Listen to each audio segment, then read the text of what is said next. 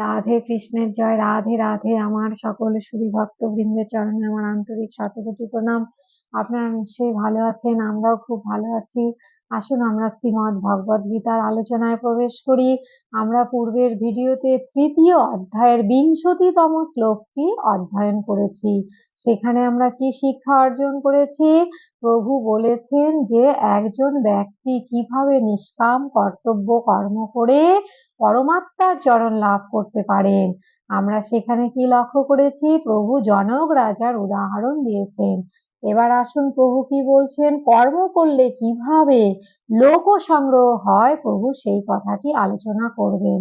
যদ যদা চরতি শ্রেষ্ঠস্তদ ভদে বেতর জন সযৎ প্রমাণং কুরুতে লোকস্তদ অনুবর্ততে। শ্রেষ্ঠ ব্যক্তি যা যা আচরণ করেন অন্যান্য সাধারণ ব্যক্তিগণ তাই করে থাকে। তিনি যা কিছু প্রামাণ্য বলে ধরেন সাধারণ মানুষেরা সেই অনুযায়ী আচরণ করে থাকে। প্রভু কি বললেন এই শ্লোকে? যদ যদাচরতি, অর্থাৎ শ্রেষ্ঠ ব্যক্তিদের কিন্তু প্রভু উদাহরণ দিলেন। আমরা সকলেই জানি যে একজন মহান ব্যক্তি যা আচরণ করেন, যে পথে চলেন, সেই পথই আমাদের অনুসরণ করে চলা উচিত। তবেই আমাদের জীবন সার্থক। কেন? কারণ মহান ব্যক্তিগণ অর্থাৎ ধর্মাত্মা ব্যক্তিগণ শ্রেষ্ঠ পথ অনুসরণ করে চলার জন্য তারা কি করেছেন? পরমাত্মাকে প্রাপ্তি লাভ করেছেন। আর আমাদের ভুলে গেলে চলবে না, আমরা পৃথিবীতে কেন এসেছি? পরমাত্মা চরণ লাভ করার জন্যই এসেছি। অর্থাৎ আমাদের উদ্দেশ্য এবং ধ্যেয় যা কিছু সবকিছুই কিন্তু একটি, সেটি হলো কিভাবে আমাদের আত্মা পরমাত্মার সঙ্গে মিলিত হতে পারবে। এইটি কিন্তু আমাদের প্রধান লক্ষ্য।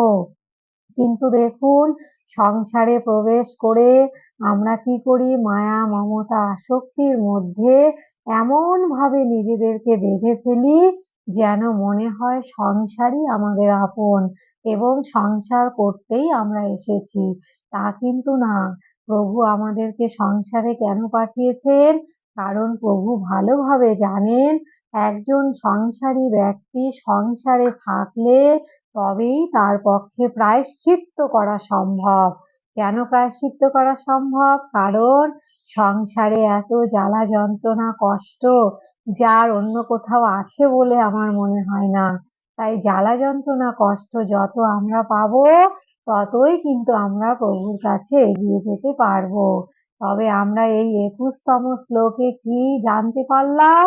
এইটি জানতে পারলাম যে শ্রেষ্ঠ ব্যক্তিরা যা করেন সাধারণ ব্যক্তিরাও কিন্তু সেই আচরণই করার চেষ্টা করেন। এ ব্যাপারে একটি কথা বলবো, সেইটি কি বলুন তো?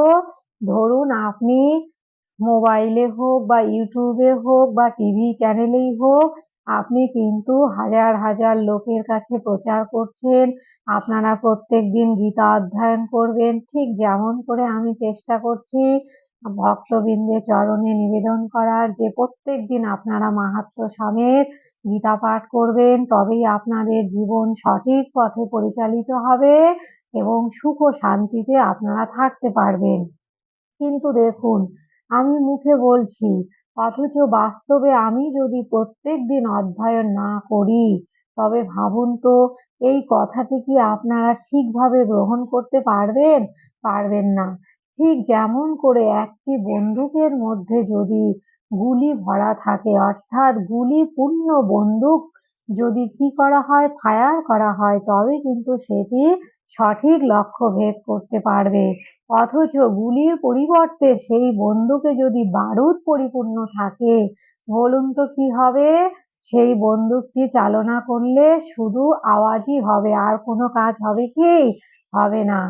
একই রকম ভাবে শ্রেষ্ঠ ব্যক্তিগণ নিজেরা যদি সঠিকভাবে কর্তব্য পালন না করেন, তবে তাদেরকে যারা অনুসরণ করছেন অর্থাৎ সাধারণ ব্যক্তিগণ তারা কিন্তু তার কথাকে সঠিকভাবে মেনে নেবেন না। তাই তো প্রভু জনক রাজার উদাহরণ দিয়েছেন পূর্ব শ্লোকে। কারণ জনক রাজা নিজে স্বয়ং হলকর্ষণ করে দেখিয়ে দিয়েছেন এবং আমাদেরকে শিক্ষা দিয়েছেন যে কর্তব্য কর্ম কোনোটি ছোট নয়। কোনো কর্মকেই কিন্তু ছোট বলে ভাবা উচিত নয়। কেন? কারণ work is work, it has no alternative. অর্থাৎ কাজ মানেই কাজ, এর কোনো পার্থক্য নেই। ছোট কাজ, বড় কাজ, নিচু কাজ, উঁচু কাজ, এইরকম পার্থক্য কিন্তু কাজে করলে চলবে না। ভাবুন তো, স্বয়ং রাজা হয়েও তিনি হলকর্ষণ করলেন কেন? প্রজাদের মঙ্গলের জন্য। একই রকম ভাবে ভাবুন তো, স্বয়ং ঈশ্বর অর্থাৎ আমাদের ভগবান শ্রীকৃষ্ণ হলেন পূর্ণ অবতার। সেই অবতার রূপেও কিন্তু তিনি কত পরিশ্রম করলেন। অর্থাৎ শুধু অসুরদের বধ করেছেন তা নয়, তিনি একজন রাজার নন্দন হয়েও কি করলেন? তিনি কিন্তু কি কাজ করলেন বলুন তো? ধেনু চড়ালেন মাঠে ঘাটে গিয়ে। কত পরিশ্রম করলেন।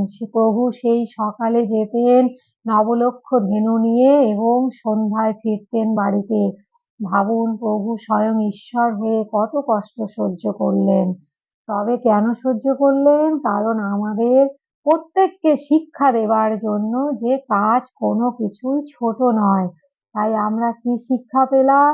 আজকের এই তৃতীয় অধ্যায়ের 21তম শ্লোকটি অধ্যয়ন করে ভাবুন তো, কত গুরুত্বপূর্ণ মহৎ শিক্ষা অর্জন করেছি আমরা।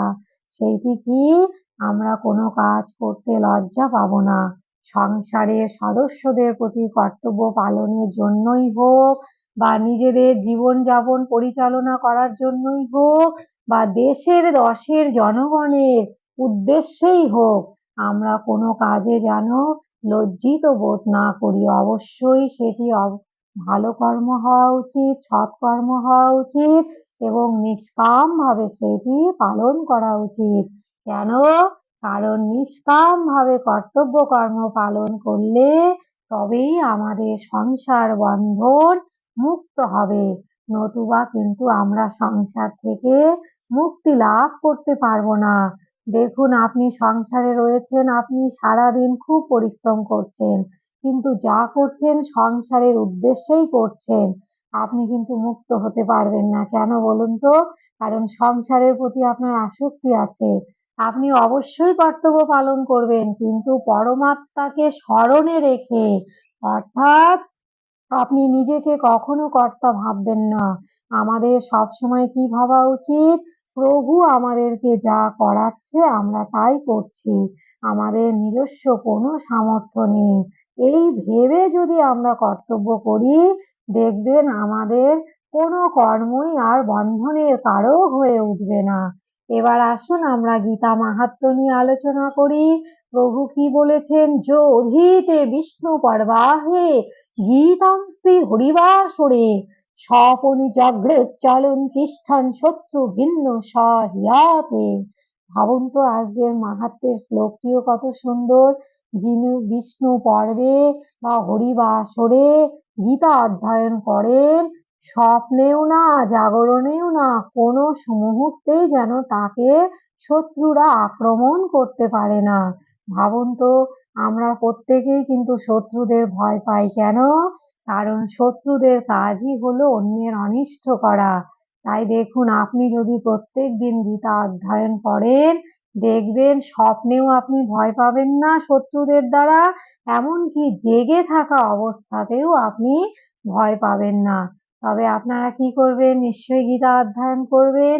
শ্রীমদ্ ভগবদ গীতা এমন একটি শাস্ত্র না, যে গ্রন্থটি অধ্যয়ন করলে আপনাকে, তো আমি আগেই বলেছি আপনাদের, পুনরায় বলছি, আর কোনো গ্রন্থ অধ্যয়ন করার প্রয়োজন হবে না এবং সমস্ত পুণ্যের ফল আপনি একটি মাত্র গ্রন্থ অধ্যয়ন করলেই পেয়ে যাবেন। তাই আসুন, এটি আমার মুখ নিঃসৃত বাণী না, ভগবানের মুখ নিঃসৃত বাণী। স্বয়ং ভগবানের মুখ নিঃসৃত বাণীকে আমরা সদাই অনুসরণ করে চলব এবং আমাদের ইহকাল পরকাল যেন সুখময় হয়ে উঠবে। এই বলে আমি ভিডিওটি এখানে বিশ্রাম রাখছি। রাধে রাধে।